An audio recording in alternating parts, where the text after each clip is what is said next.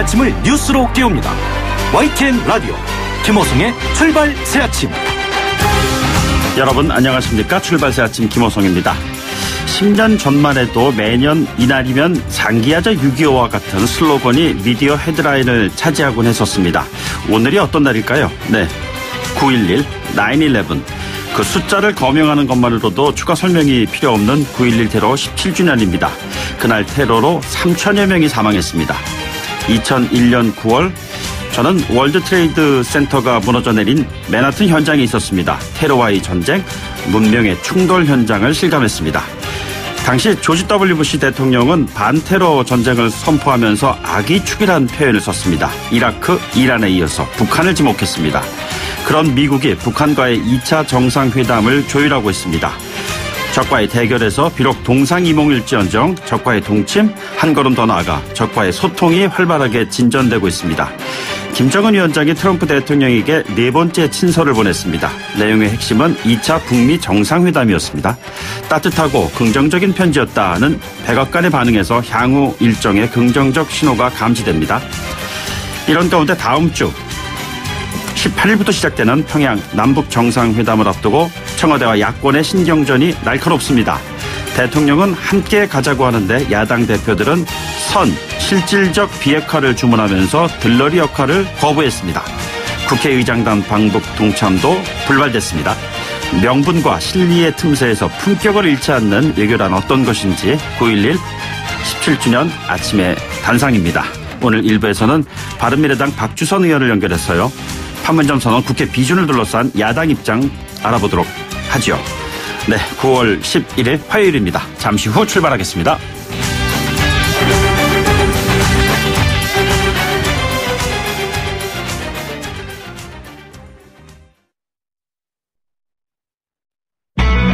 YTN 라디오 김호성의 출발 새아침. 네, 지금까지 들어온 뉴스 오늘 꼭 아시면 좋을 뉴스 정리해보겠습니다. 시사평론가 이종훈 박사 나오셨습니다. 어서 오십시오. 네, 안녕하세요. 네, 임종석 청와대 비서실장이 국회의장단, 각 당 대표 3차 남북정상회담 같이 가시죠. 뭐 이렇게 얘기를 했는데 네. 뭐 결론은 거절이네요. 네. 임 실장이 왜 그랬을까요? 글쎄요, 뭐 대통령 가시는데 함께 좀 가갖고 그림을 좋게 좀 만들고 싶었던 것 같은데. 뭐 일단은 이제 최선을 다하는 모습을 보이겠다. 네네. 여기 좀 방점이 찍혔던 것 같아요. 예. 어제 오전에 문희상 국회의장하고 각 당 원내대표 정례회동에서 일단 판문점 선언 국회 비준 동의안을 남북정상회담 뒤에 처리하자 이렇게 합의가 이루어졌습니다. 이런 상황에서 어제 오후 2시 반께 임 실장이 나서서 정상회담에 동행해 주시기를 정중하게 요청드린다라면서 정치인 특별수행단을 이제 발표를 한 거죠. 네네. 국회의장단 각 당 대표 강석호 국회 외교통일위원장까지 포함이 됐는데 네네. 사전에 동의를 구하지 않았다는 겁니다. 예. 이건 뭐 형식인데요, 그러면. 그러니까요. 그 발표 1시간 뒤에 의장단 회동을 가졌고 불참한다. 이렇게 이제 통보를 했습니다. 이 문희상 의장조차 약간 자존심이 상한다는 반응을 보였다라는 보도도 지금 나오고 있습니다. 네네. 왜 그랬을까요, 근데? 그러니까요. 그 부분은 역시 문재인 대통령은 이렇게까지 노력을 했는데 보수 야당들은 판문점 선언 국회 비준안 처리도 안 해주고 평양행도 거절했다. 이런 명분 획득 차원이 아닐까라고 추정은 됩니다. 예. 이런 속에서 김정은 북한 국무위원장이 트럼프 대통령에게 이제 보낸 친서 그 내용이 알려지고 있습니다. 2차 북미 정상회담 개최를 요청했고 이미 일정 조율에 들어갔다 이렇게 백악관이 밝혔습니다. 그래서 문재인 대통령도 국회의장단과 각 당 대표에게 친서를 보냈더라면 어땠을까? 아, 편지를 통해서요. 예. 이게 친서 외교라는 말이 나올 정도로 이제 그 편지를 통해서 뭔가 좀 이렇게 소통의 요즘은 열리는 친서가 대세인 시대 아닙니까? 그래서 그런 것 같습니다. 그러니까 뭐 친필로 더군다나 딱 써서 이렇게 보내면 이것 참 국회의장님께서도 좀 그러시지 않으셨을까? 이런 생각이 좀 들긴 해요. 예. 그럼 친서를 보내기가 너무 좀 가깝게 있어서 그런 건가요? 참 이게 많이 좀 아쉬운 부분이 좀 있네요. 어쨌거나 메르스 방역 관련해서 지금 뭐 비상이 걸린 것 같은데요. 빈틈이 여전히 있다 이런 지적이 있어요. 네. 일상 접촉자로 분류된 외국인 115명 가운데 5명이 연락 두절 그러니까 50명이 연락 두절 상태입니다. 네네. 그러니까 거의 절반가량 되지 않습니까? 규정상 격리는 되지 않지만 지정된 담당자에게 매일 건강 상태를 전화로 보고해야 한다고 합니다. 네네. 그런 능동형 감시 대상이라는 거죠. 네네. 일상 접촉자 수 440명에서 452명으로 어저께 갑자기 늘어났다가 줄어드는 그런 해프닝도 있었습니다. 네네. 입국 환자가 그러니까 이 확진 환자가 입국 후에 이용했던 그 리무진 택시 있지 않습니까? 네네. 여기 경우에도 뭐 추가 탑승자가 있었던 것으로 또 드러났어요. 기사분은 처음에 안 태웠다고 얘기했던 것 같은데요. 그런데 이 질병관리본부가 카드 결제 기록을 확인해 봤더니 23명이 나왔다는 거죠. 예. 현금 이용객도 있지 않았겠습니까? 그렇겠죠. 그러면 더 많이 있었을 수도 있다. 네네. 이런 거고요. 그러니까 이분들은 지금 이제 다시 파악에 나서야 되는데 이것도 쉽지 않은 그런 상황입니다. 예. 또 국내에 이제 거주지가 없는 밀접 접촉자들, 특히 그 항공사 승무원들을 호텔 방에 머물게 한 것도 논란입니다. 이게. 네네. 그러니까 사람들이 많이 다니는 다중이용시설 아닙니까? 예. 박원순 서울시장과 보건복지부의 갈등 이번에도 역시 또 재현되고 있습니다. 예. 시장이 중앙정부하고는 서로 사이가 안 좋은 것 같아요. 글쎄요. 이게 뭐 이제 보기에 따라서 너무 자기 정치하기 때문에 그렇다. 네네. 라고도 볼 수 있고 또 뭐 긍정적으로 이야기하면 그만큼 뭐 열심히 하기 때문에 그렇다라는 얘기일 수도 있는데 이게 자칫 마치 중앙정부가 뭔가를 은폐하는 듯한 네네. 그런 또 인상을 또 주잖아요. 예. 네. 부동산 정책 때도 정부와 서울시가 쌍끌이로 혼란을 그렇습니다. 부추기더니 예. 이번에도 또 그러냐. 이런 얘기를 안 할 수가 없네요. 예. 이게 뭐 국가지 대사의 문제는 뭐 따로 다른 편이 없을 텐데 이거 참 합심해서 뭔가 문제를 풀어나가는 모습이었으면 좋겠습니다.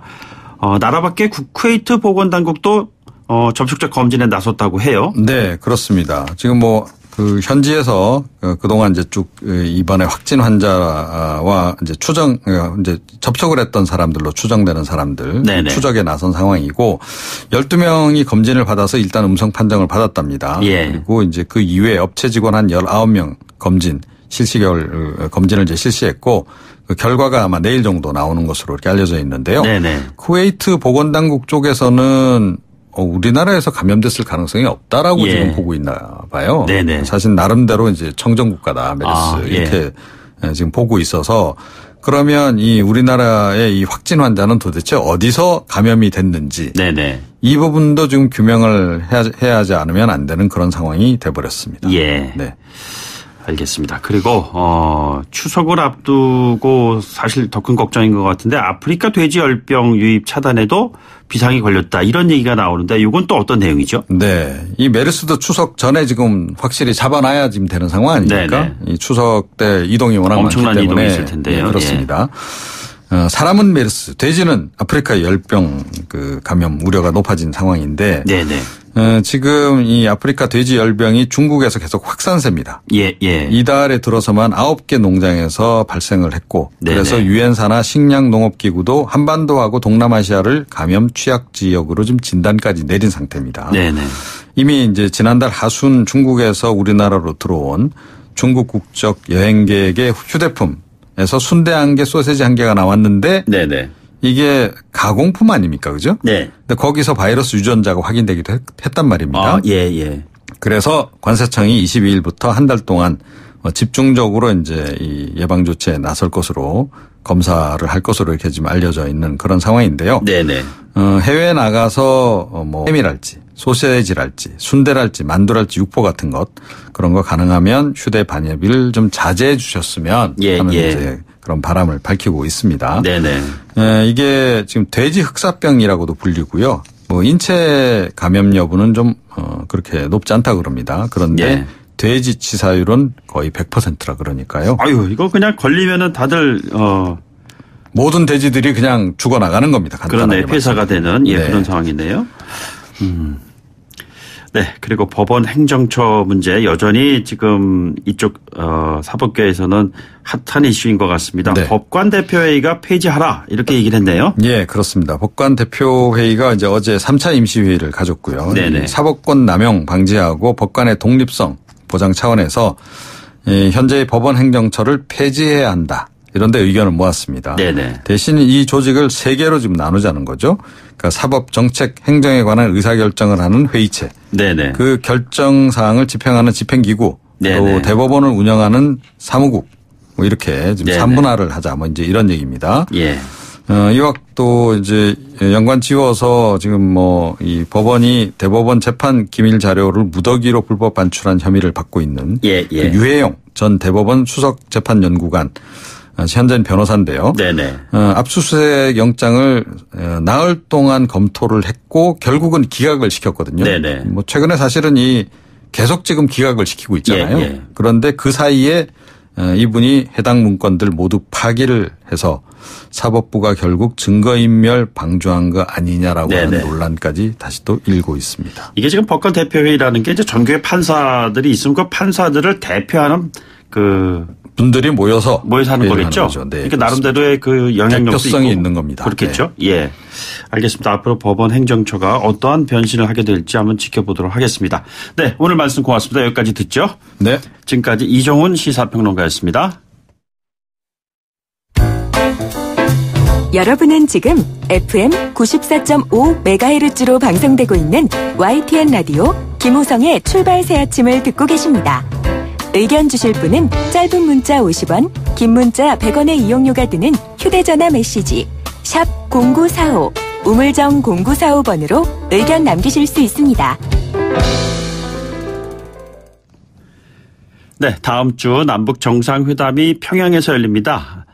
청와대에서요, 어제 남북 정상회담에 200명 규모의 방북단과 함께 가겠다, 이렇게 공식 요청을 했어요. 이 가운데 정치권 인사 9명이 포함되어 있습니다. 9명 가운데 6명이 동행을 거부한 상황입니다. 네, 여당은 최대한 참석을 권유하겠다, 뭐 이런 입장입니다만 여의치 않은 것 같습니다. 오늘 청와대에서는 판문점 선언 비준 동의안을 국회에 제출할 예정이기도 한데요. 국회 외통위 소속이시죠. 바른미래당의 박주선 전 대표를 전화로 연결해서요, 현 상황을 어떻게 바라보고 있는지 좀 알아보도록 하겠습니다. 의원님 안녕하십니까? 네, 안녕하세요. 예, 어제 9명 정치권 인사에게 함께 가자, 이런 요청이 6명은 어렵다, 이런 반응으로 돌아왔습니다. 박주선 전 대표께서요, 당 대표이셨다면은 현재 그 손학규 대표와 같은 선택을 하셨을까요? 제가 좀 이렇게 네. 여쭤보겠습니다. 예. 당연히 그렇게 해야 맞다고 생각이 됩니다. 네네. 사실은 초당적으로 외교에 협력을 하고 협조를 하는 것하고 네네. 대통령이 실질적인 성과를 고양해내기 위해서 지금 평양을 방문하는데 네네. 그 사실상 수행을 하는 것하고 좀 다른 문제라고 생각합니다. 네네. 저희 야당 대표나 또 여당 대표가 평양에 가가지고 실적으로 남북 평화나 비핵화 내지는 남북관계 발전을 위해서 확실하게 거둘 수 있는 역할이 없습니다. 네네. 그런데 괜히 수행팀으로 간다는 것도 말이 안 되고 네네. 특히나 삼권 분립이 된 나라에서 국회의장단이 대통령이 역할하는데 사실상 수행하러 간다는 것도 그것도 법리에도 안 맞고 네네. 또 사실은 국회의 권위에도 안 맞는 일이다. 저는 그렇게 생각합니다. 예, 그래서 들러리 서지 않겠다, 뭐 이런 표현이 나온 거가 아닐까 싶은데요. 자, 이게 네. 과연 그러나 남북 정상회담에서 현직 국회의원이 동행하는 게 이게 정말 들러리다, 이런 식으로 생각하는 거에 대해서는 뭐 사람들마다 좀 의견이 좀 엇갈리는 것 같습니다. 뭐 사실상 역할이 뭐 있겠습니까? 네. 사실은 남북관계의 진전은 오로지 북한의 체제와 그동안의 관리에 또 진행에 비추어서 오로지 김정은 국무위원장 한 사람의 의사와 결정에 달려 있습니다. 네네. 그런데 우리 대통령께서 김정은과 맞상대해가지고 실질적인 성과를 고양하도록 해야지 옆에 많은 사람 함께 간다고 해서 그런 성과를 낸다고 보장할 수도 없습니다. 예. 저는 뭐 그렇게 과시하고 마치 어디 평양에 여행 가듯이 그렇게 남북 정상회담을 인식을 해서는 안 된다. 저는 그렇게 봅니다. 자, 의원님, 그 민주평화당 정의당은 흔쾌히 수락하지 않았습니까? 예, 이 부분은 같은 의원의 입장에서 어떻게 생각하시는 건지? 뭐 이제 그분들 나름대로 무슨 생각이 있겠죠. 남우당의 예. 결정에 대해서까지 여기 제가 시시비비를 이야기하고 싶지는 않습니다. 예. 여전히 이해찬 대표는 최대한 참석을 권유하겠다, 이 여지를 남겨놓고 있습니다. 그리고 시간도 뭐 한 일주일 정도 남아있는 상황이고요. 어떻습니까? 좀 변화의 여지가 있을까요? 변화 여지는 저는 없다고 봅니다. 아, 그렇습니까? 예. 자, 그러면 그런데 마치 네. 대통령께서 평양 김정은 회담하러 가는데 동행을 해주지 않으면 네네. 남북관계에 협조하지 않는 야당이다. 이렇게 또 색깔론으로 봐서는 안 되고요. 네네. 저희들은 초당적으로 협력을 합니다. 예, 대통령의 평양 방문도 전적으로 환영을 하고 네네. 또 큰 성과를 거두기를 기대를 하고 또 기원을 하고 있습니다. 그러나 야당 대표들이 들러리 서는 모습으로 가가지고 아무 역할도 없는데 오히려 지금 국내에서 산적한 해안을 뒤로 하고 그게 여행 가는 그런 자세로 가는 것은 맞지 않다고 저는 봅니다. 예. 그렇다면은 그 이해찬 대표가 언급한 14소년 기념식을 남북 공동행사로 하자라는 제안에도 참석하지 않으시겠네요. 그 사실은 네네. 정당 대표들이 정당 차원에서 함께 북한을 방문한다는 의의가 있습니다만은 지금 14선언은 사실상 폐기가 됐어요. 네네. 그런데 뭘 기념한다는 것인지 이해할 수가 없습니다. 예. 근데 폐기가 됐다 하더라도 당시 2007년 그 양 정상의 합의 내용들 보면은 큰 의미에서의 6.15 공동선언 뭐 구현한다든가 뭐 상호 체제를 존중하고 신뢰한다든가 뭐 이런 부분에 있어서는 큰 이견이 없으시잖아요. 없습니다. 네네. 14선언이 지켜져야 되고 다행히 이번 4.27 판문점 선언에도 14선언에서 열거됐던 사업들을 추진해 나가자 이렇게 합의까지 하고 그렇기 때문에 네네. 그런 점에서는 의의가 있습니다만 또 그리고 굳이 14선언을 기념하는 것보다는 정당 대표들이 북한을 방문해가지고 다양한 채널을 통해서 남북관계 진전을 이루도록 하는 노력하는 것은 저는 필요하다고 봅니다. 그런데 14선언을 기념하러 간다? 이미 대통령이 남북 정상회담을 해가지고 남북 화해 물꼬를 트고 있고 진전을 시키고 있는데 또 그렇게까지 할 필요가 있겠나 싶긴 합니다만은 굳이 반대는 하지 않겠습니다. 예. 굳이 반대는 하지 않겠다는 말씀은 어떻게 함께 동행하실 수 있다는 얘기인가요? 저는 제가 대표로 간다면 여당이 같이 함께 가자 그러면 말할 이유는 없지 않는가 저는 그렇게 생각합니다. 네. 이번에 남북 정상회담과는 좀 다른 그러니까 그 차원이시군요. 그렇죠. 정당 대표가 북한을 독자적인 차원에서 역할을 하기 위해서 가는 것은 대통령이 가는 데 있어서의 수행하는 것하고는 다른 일이라고 생각합니다. 예, 다른 차원이다. 예. 네, 판문점 선언 비준 동의안 문제를 놓고 뭐 심겨루기가 있는 것 같습니다. 결국엔 남북 정상 이후 논의하자 뭐 이런 의견을 모은 것 같은데 여당이 한 발 물러선 걸로 보시는지요? 저는요. 이게 남북 정상 4.27 선언은 비준권자가 대통령입니다. 이것은 대통령이 비준하면 그대로 끝나는 일입니다. 지금 남북관계발전법 21조에 대통령이 남북 합의서에 대한 체결 비준권을 갖고 있는데 다만 그 합의 내용 중에 국가나 국민에게 중대한 재정적 부담이 있는 내용 그리고 입법사항과 관련된 내용이 있는 경우에 한해서 비준을 하기에 앞서서 국회의 동의를 받아라 하는 내용인데 이 4.27 선언에 여러 가지 조항이 있습니다만 딱 국민의 재정적 부담과 관련된 조항은 1-6항에 현재 동해선과 경의선을 1차적으로 도로와 연결하고 현대화해서 활용하기 위해서 실천적 대책을 마련하기로 한다. 이 조항을 가지고 지금 재정적 부담이 있다는 이유로 국회 동의를 받으려고 하는데 국회 동의 받지 말고 당연히 대통령이 비준할 수 있는 것 때문에 비준을 하라 이런 이야기입니다. 2007년도에 14선언은 이보다도 즉 판문점 선언보다 상당히 구체적이었습니다. 그런데 정부에서는 이것은 추상적이고 원칙을 천명한 것에 불과하기 때문에 구체적인 재정 부담 규모라든지 또 방법 절차가 규정이 되어 있지 않아서 이것은 국회의 동의가 필요 없다 결론을 내려가지고 국민의 심의만 거치고 대통령 재가를 받아서 관보에 게재됐습니다. 그런데 이미 2007년도에 14선언도 그렇게 했는데 지금에 와서 굳이 이것을 국회 동의를 받아야 되겠다 해가지고 남남 갈등을 일으키고 국회 협치를 깨뜨리고 그래가지고 야당은 마치 남북관계 발전, 한반도 평화, 비핵화를 반대하는 것처럼 이런 식으로 몰아서는 것이 과연 국가 원수인 대통령으로 할 일이냐. 저는 이해할 수가 없습니다. 지금이라 당장 대통령께서 비준하시면 돼요.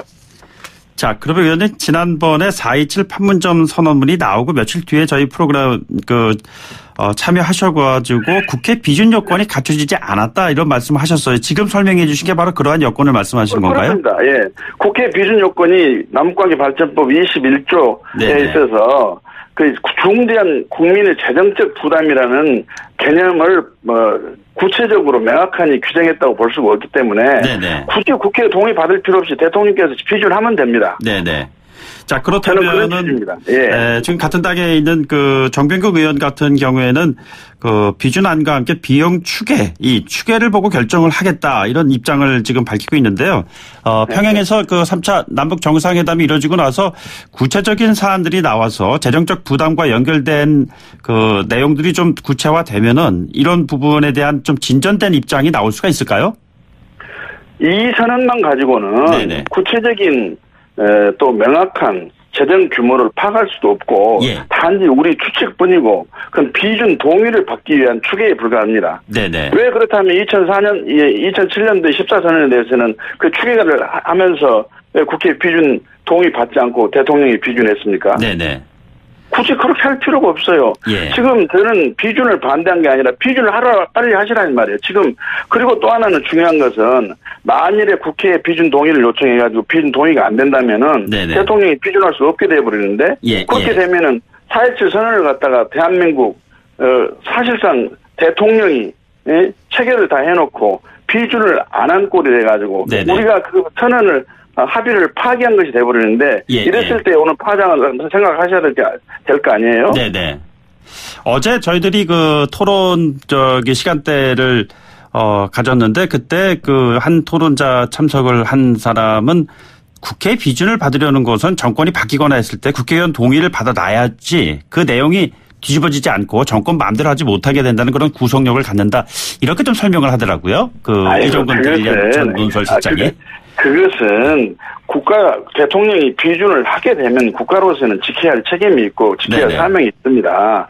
그건 국제법상에 네네. 당연히 성실히 이행할 의무가 있고 남북관계에서도 그 준용이 되는 거죠. 예, 그런데 예.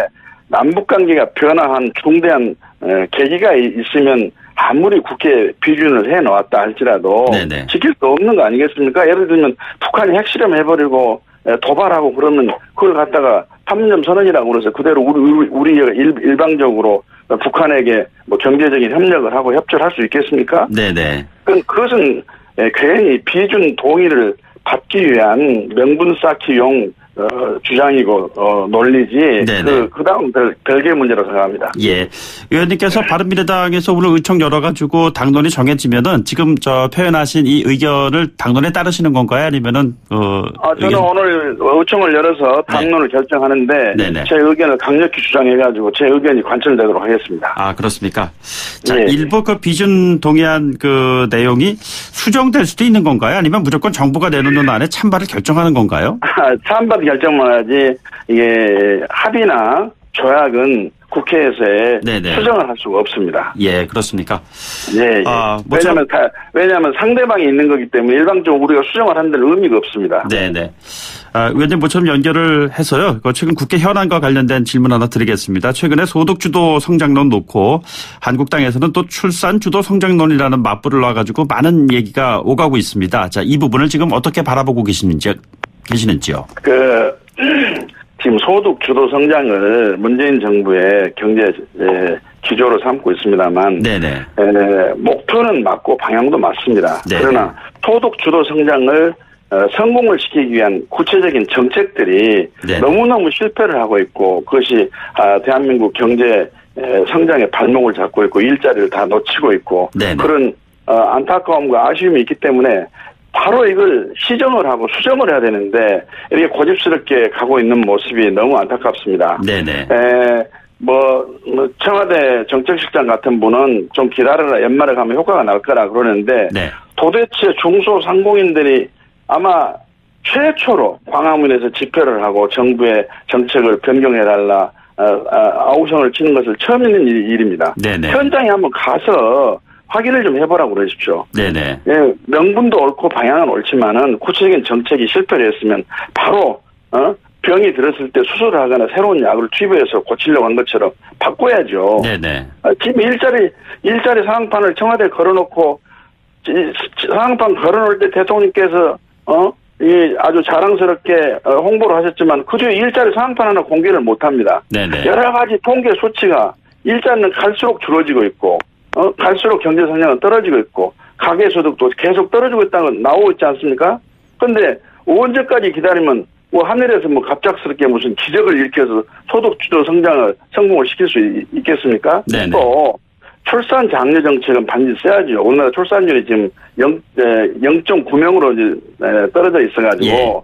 아마 지구상에서 인구 감소로 인해 가지고 소멸될 나라 1번이 대한민국이라고 옥스퍼드 대학교의 인구연구소에서 발표를 한 일도 있고 그러는데요. 예. 그런데 그동안에 출산 장려를 한다고 돈만 갖다 쏟아부었지 별 효과가 없습니다. 갈수록 네네. 출산율은 내려가고 있거든요. 네. 그러면 그 원인이 뭐냐를 분석을 해야 되는데 예. 애 낳는데 장려금 2천만 원 주고 보육만 시켜준다고 그래서 애가 낳을 수 있는 그 사회적인 분위기가 아니고 또 애가 난 다음에 성장이 됐을 때 일자리 문제 또 교육의 문제 여러 가지 문제가 있지 않습니까? 네네. 이런 걸 종합적으로 고려를 해가지고 네. 출산율을 제고할 수 있도록 해야지 그냥 애 낳는데 격려금 주고 장려금 준다고 해서 애가 나아지고 그런 사회적인 분위기가 지금 아닙니다. 예. 네. 구체적인 정책과 관련된 질문은요. 다음번 연결 때 한번 드리도록 하겠습니다. 오늘 말씀 고맙습니다.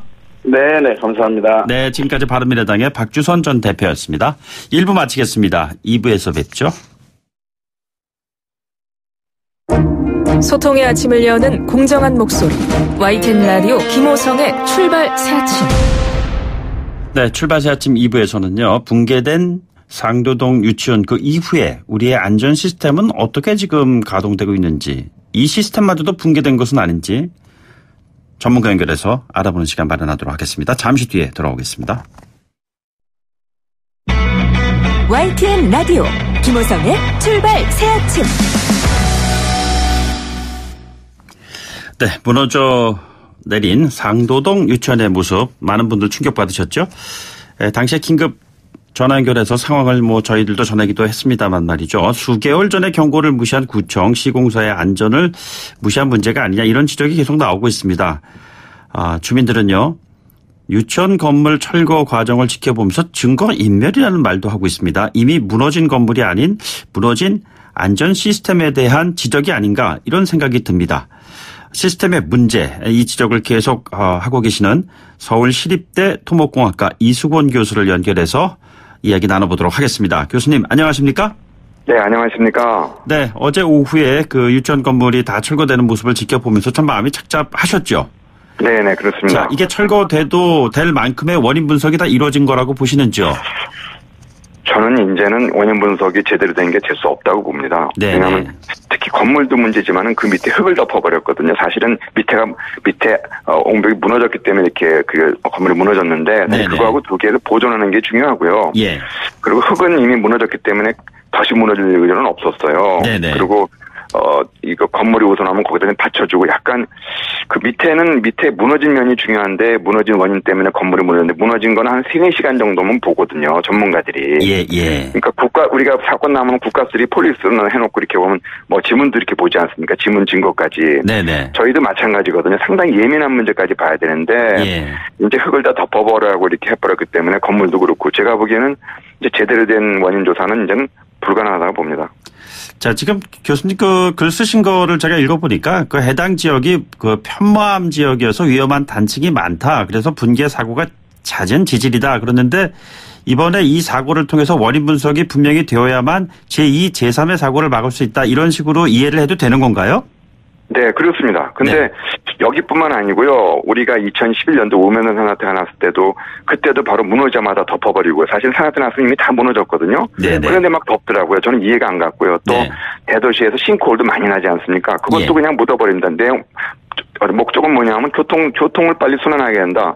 그 대신에 뭐가 있냐면 증거가 그러고 나서 나중에 싱크홀 같은 것도 노후관로라고 그러지 않습니까? 네. 제가 보니까 실제로 노후관로보다는 금방 만든 것도 이렇게 무너진 경우가 있고 어떤 시공의 문제거든요. 그 옆에 또 공사하는 것도 있고 즉 토목 부실 공사인 경우가 많은데 전부 다 묻어버리고 원인이 왜곡되는 경우가 많습니다. 이것도 아마 그럴까봐 우려스러운 것 때문에 그렇습니다.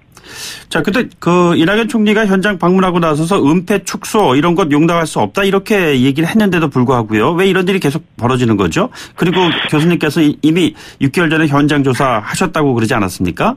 네네. 자, 이런 일이 왜 이렇게 되풀이되는 것이죠? 우리나라 그 조직 어떤 시스템 때문에 그런데요. 네네. 사실은 세월호 무너지고 나서 우리가 국민 안전처를 정부 주도로 해가지고 정부가 책임지겠다. 그래가지고 올해 2월 초부터 4월 중순까지 국민 안전 대진단이 정부 주도로 있었습니다. 네네. 그때 상도 초등학교는 안전하다 그랬거든요. 예. 제가 3월 30일 날 바로 안전진단 할 때 위험하다고 자문을 냈는데도 불구하고 네네. 이런 상황입니다. 그래서 또 제가 보기에는 지금 이 공무원 조직이 사실 법에 의해서 움직이는 사람들이기 때문에 행정 조직이거든요. 그래서 무슨 일을 처리하려면 이렇게 뭐 행정 처리가 많고 시간이 참 늦어집니다. 네네. 그래서 신속한 대응이 어렵거든요. 네. 그리고 그러니까 골든 타임을 놓쳐버리거든요. 예. 그래서 이래가지고는 제가 보기에는 끊임없을 수밖에 누가 정부 주도의 진정성은 알겠는데 실제로는 세부 조직이 할 수가 없는 조직입니다. 예. 자, 이게 지금 보면은 저희들이 자유한국당 홍철호 의원이 밝힌 이야기를 보면요. 지난 4월에 유치원 위험성에 대해서 컨설팅 결과를 통보하면서 감리 건축주에게 알리지 않았는데 알렸다고 허위 문서를 보냈다. 이런 논란이 좀 뜨겁습니다. 이것도 공직사회에서 벌어지고 있는 한 단면인 것 같은데 어떻게 보고 계세요? 네, 저는 사실은 이번에 무너진 것보다는요. 네네. 바로 가산동에서도 일주일 전에 가산동에서도 한 10일 전에 균열 난 거를 민원 넣는데 민원 처리가 안 되고 상도동에서도 제가 5개월 전에 했는데 이게 처리가 안 되고 결론적으로 붕괴까지 가지 않습니까? 네네. 바로 붕괴된 것이 중요한 것이 이렇게 민원 처리가 지금 제대로 안 된다 신속하게 그리고 골든타임을 놓쳐버린 거거든요. 네네. 사실은 두 개 다 막을 수 있었습니다. 아무것도 아닙니다 사실은요. 네네. 그런데 이게 실제로는 행정처도 가보면은 그 지자체에서도 공무원 한두 명이 거의 한 수십 개를 맡고 있고 또 현장 나가봐도 전문성도 없고 할 수가 없는 조직이니까 참 피하죠. 네네. 그래서 실제로 정부에서는 안전 책임지겠다고 잠깐만 그러지 말고 네네. 실제로 할 수 없는 조직이니까 이거를 제가 보기에는 지금 이 국민들이 이제 이걸 보고 느끼셔야 돼요. 이거 어떻게 보면 국민운동이 일어나야 된다고 보는데요. 네네. 안전은 정부에서 해주는 것이 아니라 국민 자체가 해가지고 우리가 사실 지역별로 자기가 제일 문제를 잘하지 않습니까? 이번 두 개가 또 인정한 거거든요. 민원 넣는데도 안 되지 않습니까? 네네. 그래서 국민주도 우리가 국민운동이라도 제가 보기에는 24시간 전국 주민 안전 응급 타격대 그러니까 자원봉사대로서요. 네네. 그렇게 한식으로 할 거예요. 상시적으로 그리고 그 지역에 지역 전문가들이 많습니다. 지역 전문가 풀을 해가지고 퇴직자들도 많고요. 그러면 예산도 안 들어가고 돈도 안 들어가고 24시간 그걸 지킬 수 이런 식으로 가지 않으면 이거는 불가능합니다. 국토교통부 산하에 건축분쟁전문위원회가 있지 않습니까?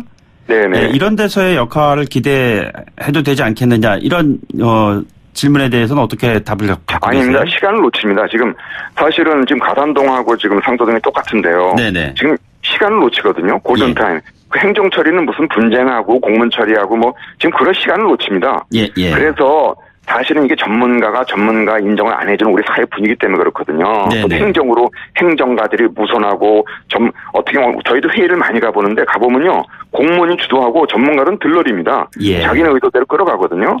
그래서 이런 사회 분위기에서는 그러지 하면 안 되고 아까 제가 얘기한 것처럼 응급 타격대가 돼가지고 전문가들이 현장에서 응급 처치를 할 수 있도록 권한을 주고 그러니까 현장에서 일선 전문가가 대우를 받아야지 그리고 지역 전문가들은 행정적으로 도와주고 중앙정부에서는 119처럼 전국적인 119 응급재난 접수를 받아가지고 지역에서 받지 말고 그래가지고 119하고 같이 출동할 수 있는 시간이 급합니다 사실은요. 그래서 정부 주도를 어렵기 때문에 민간에서 주도를 해야 된다는 얘기입니다. 그러면 현장 거주하고 있는 주민이 이와 같은 위험한 상황을 딱 목격을 했을 때 연락을 할 수 있는 것이 행정 쪽의 라인 쪽에 연락을 하는 것이 아니라 전문가 그룹에게 연락을 해야 하는데 그런 것이 지금 저희들은 갖춰져 있지 않지 않습니까? 네, 사실은 저희가 세월호가 준 교훈이 그거거든요. 세월호도 마찬가지입니다. 정부가 할 수 없다는 걸 보여줬는데 우리는 자꾸만 무슨 국민안전처 조직 불려가지고 지금 공무원을 하고 싶어도 하고 싶습니다. 정부에서도. 근데 정부에서 이렇게 얘기해야 됩니다. 우리 정부가 하고 싶은데 실제로 할 수 있는 인력이 이렇게 많지 않다. 그러니까 국민들이 그 전장에서 제일 있으니까 제일 잘할 거 아니냐. 우리 정부를 좀 도와주십시오. 5천 명빈하고 우리가 같이 합시다. 이 안전을. 그런 시스템을 만들어야 되는데 이게 공무원의 조직상이 빨리빨리 안 되지 않습니까? 그래서 국민의 기동 타격대처럼 그렇게 응급 처치할 수 있는 그게 필요합니다. 지금요. 그게 안 돼서 그런 거지. 다시 웬만한 사고는 초기거든요. 네네. 그 초기에 타이밍을 못 맞추면은 그거 다 막을 수 있는 저희가 먼저 우리가 다시 세계적인 토목 기술이 있는데 네네.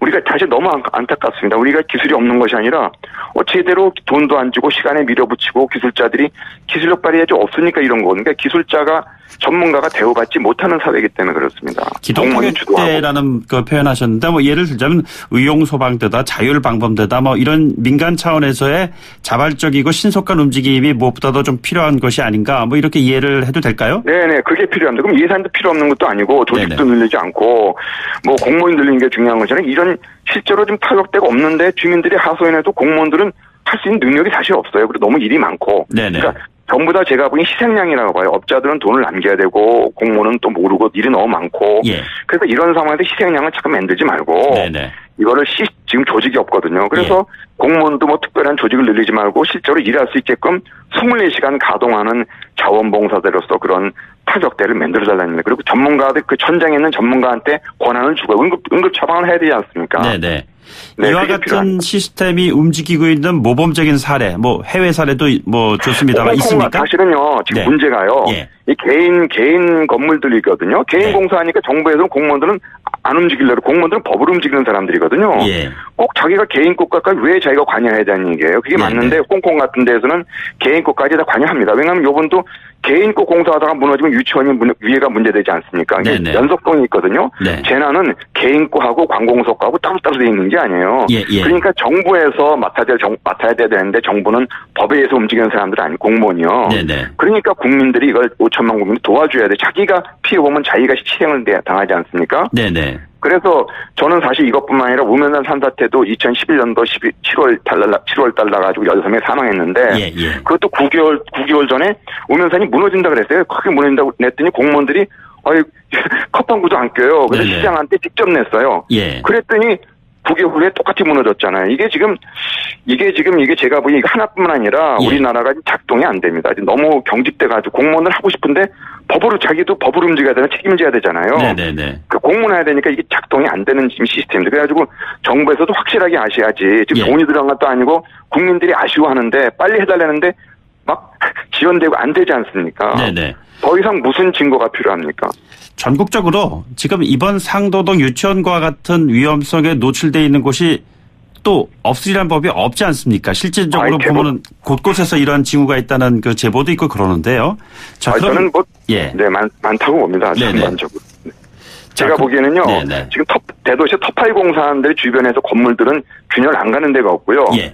사실은 돈만 투자하면 그거 안 되게 할 수 있습니다. 근데 예산을 안 하고 또 피해 주더라도 그걸 자기네가 처벌받기가 어려운 지금 시스템이에요. 그러니까 피해봐도 꼼짝 못하는 지금 시스템이거든요. 네네. 그리고 뭐 특히 지금 산사태 같은 거 나게 되면은 그 산 밑에 집들이 많은데 펜션들이 많은데 예. 그런 것들은 무방비입니다. 그냥 지금 무너지더라도 정부에서도 그렇고 주민들도 뭔지도 모르고 그냥 살고 있어요. 사전에 대책이 조금 있으면 되는데 네네. 뭐 전부 다입니다. 옹벽도 산사태 뭐 아마 제가 보기엔 화생방 뭐 여러 가지가 다 다른 분야도 똑같다고 봅니다. 이런 어떤 지금 구조적인 문제 이거는 네네. 정부에서 혼자 풀 수 없습니다. 네네. 국민들이 5천만 국민들이 자기 지역의 문제를 제일 잘 알지 않습니까? 예. 그리고 지역의 전문가들이 많습니다. 네네. 그분들을 활용해달라는 얘기예요. 예. 지역의 전문가들이 많고 그분들을 활용할 수 있는 첫 번째 단계는 무엇이 지금 이루어져야 될까요? 그럼? 비정치적인 어떤 우리가 뭐 예비군처럼 네네. 그런 지역 시민의 우리가 개혁이 정신적인 개혁이 필요해. 우리가 주인이다. 네네. 정부에서 안전해 주는 것이 아니라 우리가 주인이고 네네. 정부는 도와주는 거다. 이런 주인의식이 안전은 자기네 건데요. 정부가 해줄 수 없는 걸 자꾸만 해달라고 그러고 정부에서는 뭐 정치적으로 자꾸만 우리가 해주겠다. 이게 안 되는 거거든요. 사실은. 네네. 그래서 그런 겁니다. 솔직하게 인정을 하시고 정부도 진정성이 있죠. 예. 그러니까 같이 5천만 국민하고 같이 함께하는 우리가 지금 민도가 높습니다. 옛날하고 네네. 다르거든요. 정부 주도가 아니라 민간도 같이 할 수 있는 그런 국민운동이 저는 일어나야 된다고 봅니다. 그게 바로 세월호가 우리의 정부하고 국민에게 준 교훈인데 네네. 우리가 지금 그거를 제대로 승화시키지 못하고 있습니다. 국민운동이 지속 가능하게 될 수 있도록끔 법령을 정교하게 만들어갖고선 백업을 할 수 있는 그런 역할도 반드시 필요하지 않을까요? 그럼? 네. 그리고 또 국민은 그렇게 만들어지면 정부를 견제할 수 있잖아요. 공무원들이 네네. 저렇게 마음대로 하는 거는 견제 세력이 없어서 그렇거든요. 예. 그러니까 마음대로 또 무너지면 덥지 않습니까? 원인이 지금 제대로 안 되는데 결과적으로는 네네. 의도는 그게 아니겠지만 예. 그래서 쳇바퀴처럼 돌아가기 때문에 네네. 끊임없는 사고가 연속적으로 날 수밖에 없습니다. 알겠습니다. 교수님 오늘 말씀 고맙고요. 저희들이 다시 한번 시간을 내서 연결하도록 하겠습니다. 고맙습니다. 네, 고맙습니다. 네, 지금까지 서울시립대 토목공학과의 이수건 교수였습니다. 네, 출발새 아침 3부 라디오 청원 게시판으로 8시 뉴스 듣고 돌아오겠습니다.